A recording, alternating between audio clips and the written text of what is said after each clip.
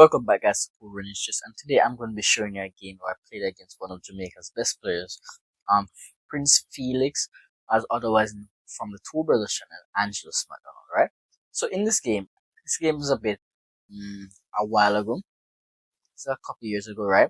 So this game I played pawn to d4. I was white in this game, he was black, Princefelixiii was black. I played pawn to d4, queen's pawn open, he plays knight to f6.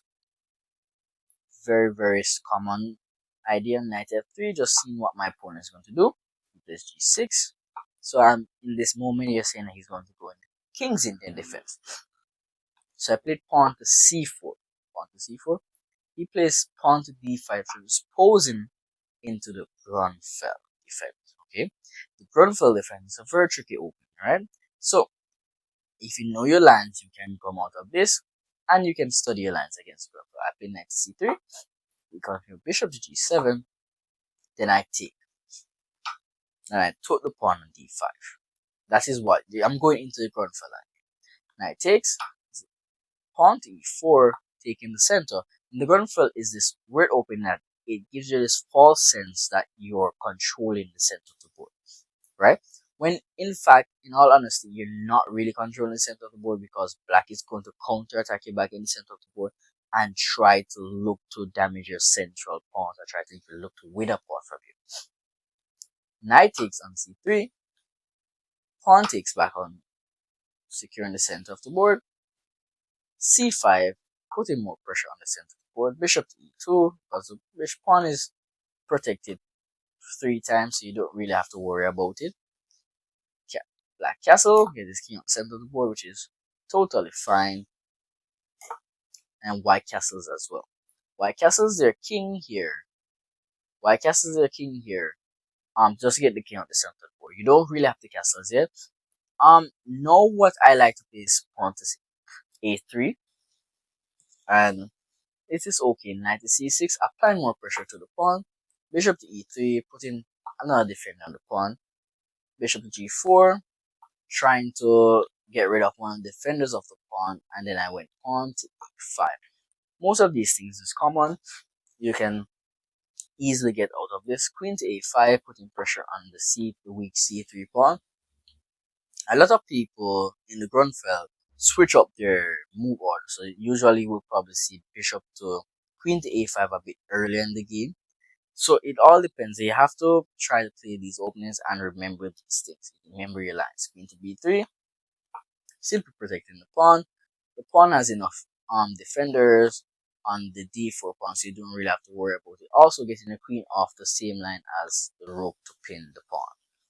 That is why queen to b3. Pawn captures, c captures. You no longer have this pawn on c3. Your pawns are connected, but this pawn is still kind of an issue. Pawn to b6, because he has to worry about you capturing the pawn here on b7. Pawn to b6, protecting the pawn here, and rook f to d1, getting the rooks in the game on this half open file, also getting the rooks. The rook was not really doing anything on f1, so all of this is just standard things. Rook to d8, finishing your development. h3, kicking away the bishop. Bishop to e6, putting pressure on the queen. You just bring back your queen to b2. Queen is also safe on b2, also protecting the pawn on a2 as well. I don't really think black would have captured that as yet. Rook a to c8, pawn to e3.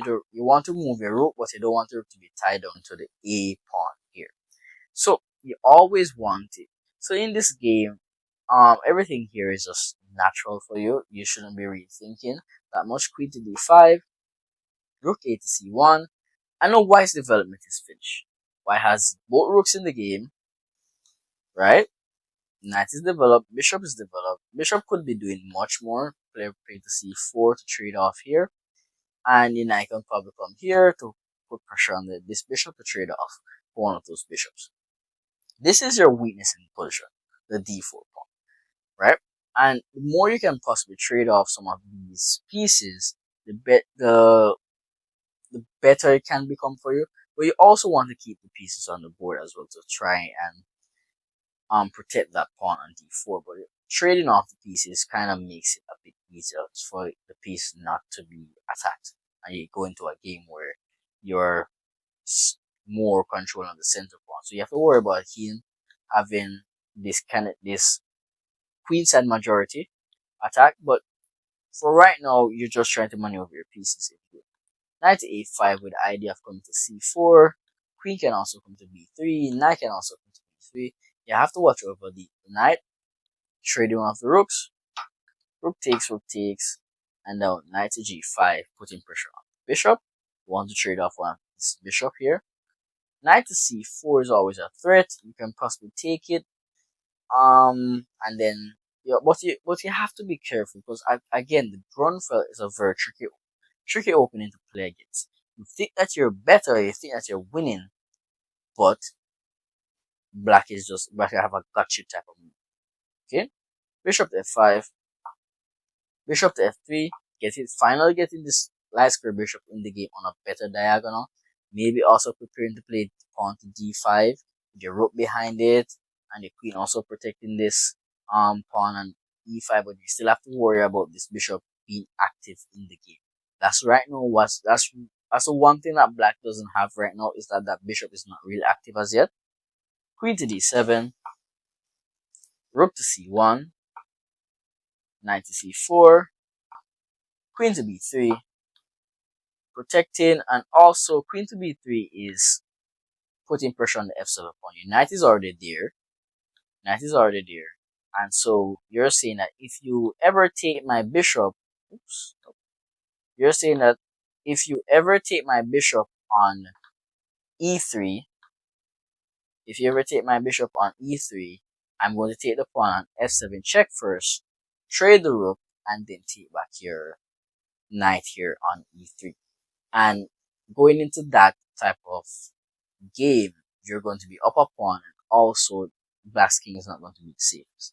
Okay, so b5 was played, and then pawn to a4 was played.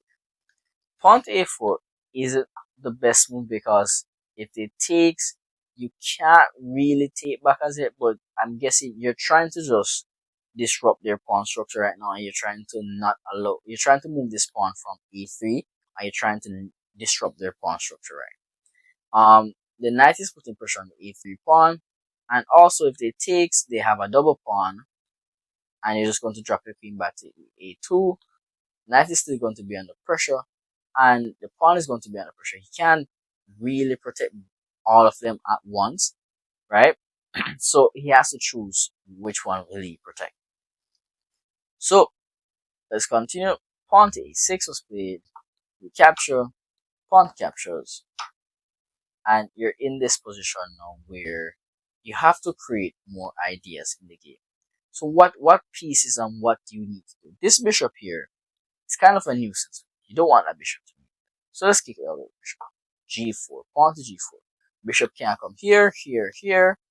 And also maybe you want to put your queen on these light square and you want to trade the knight off for that. Keep messing up the knight. I want to trade your knight off for that bishop. Knight times e3, and here's how I beat Princefelixiii blundered here. Blunder is because you have this. Remember, this was always a threat. Queen takes f7 check. King has to move in the corner. You take check. Take the rook on c8 check. And after queen takes, now you take back the knight. And in this position, your king is kind of wide open. But is it really wide open? No, it's not really that wide open. Your king is actually more safer than the black king at this moment in time, right? Because now their bishop is under attack and they have to secure that bishop to d3. And bishop to d3, you just take the pawn. You know white is up a pawn. Yes, black has the pass pawn, but your threat is stronger than black's pass pawn. H6 was played to kick away the knight because this bishop can never move because of queen h7 checkmate ideas. But knight to e6 is the idea now. I think the better move here was probably to play bishop to c4 to stop any knight movement coming here. But maybe Um, d4 would have been played. D4 could have been a move just to block out the bishop. But knight here was h6 was played. Sorry, and knight here was played, and now this is the threat. Now. This is the checkmate threat, right? And you're already up a pawn, and you're winning this game, and your king is also in the pawn box as well. As as well, king will reach the pawn in time, and the bishop can also help you reach the pawn in time. But he thought that he could have checkmated my king. And you need to figure out here where are the more safe squares for your king. So queen to c1 check. You have three squares you can go to, which is h2, g2, and f2. And here, many of you would make the mistake of going to the wrong square. And you can't make that mistake. Going to the wrong square is very crucial.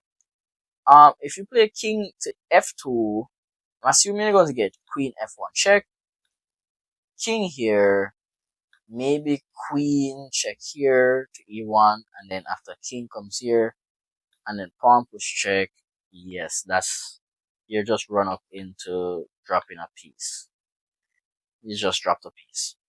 Even though I think that white will gain too many pawns for black, yeah, you don't really want to drop that piece, and then you'll just probably lose this pawn as well. So, f2 is not really the best square. Now let's look on g2.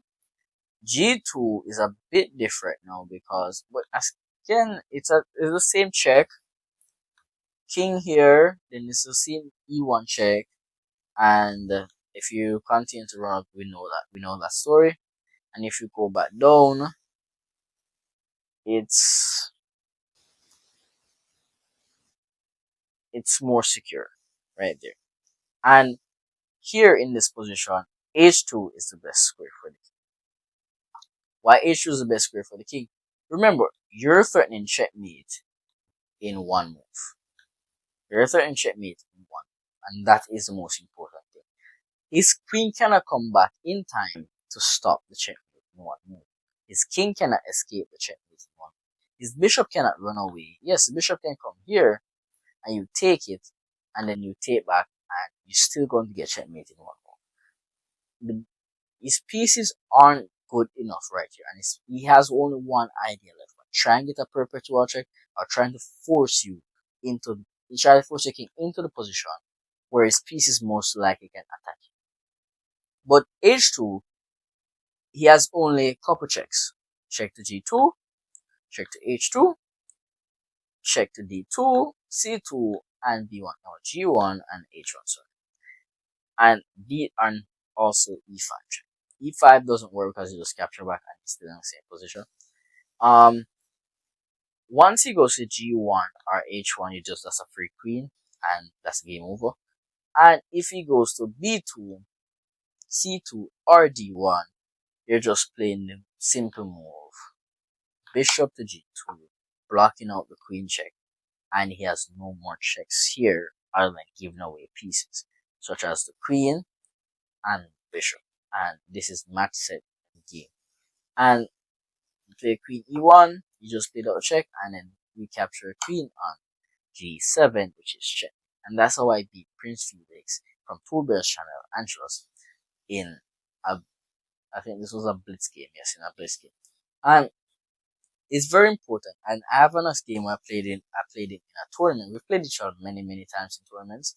I have an next game I played in a tournament at the end of last year, which in December. It was a draw. If you want me to go through that game, I'll go through it. For next time, guys, share, like, and subscribe, comment. Thank you, guys.